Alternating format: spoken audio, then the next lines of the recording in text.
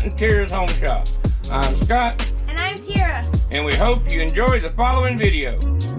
Welcome to Scott and Tara's Home Shop. I'm Tara. And today we are replacing an O2 sensor on a 2023 Nissan Pathfinder.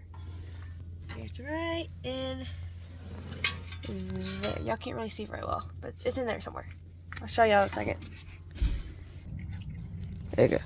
Alright, currently, it's hard for y'all to see, but currently screwing the O2 sensor out, and make sure you're using two hands and you have to twist it the wire counterclockwise so it doesn't get tied up and just keep going back and forth and you never get it out.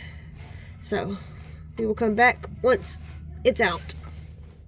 Alright, after many minutes of taking it out, this is the old O2 sensor for the 2023 Pathfinder.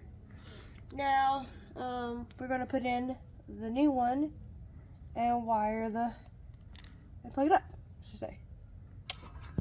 There is where the O2 sensor is. Now I'm currently trying to screw it in. Alright, you'll need a 7/8 or a 22-inch wrench because you will not be able to get a O2 sensor socket in here. So now we're just gonna tighten her up a little bit, like so. Well, if I can get my wrench on those. So not too tight, like that. Now, what I forgot to tell y'all was that you'll need like a little loose wire or something, so you can be able to trail it up behind all this and plug it in to the socket up here, right there. See? So now we're just gonna.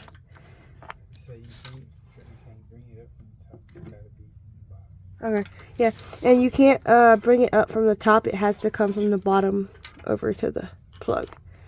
So let me untie this. So now we're going to, if I can find the plug, there it is. We're gonna hook it up.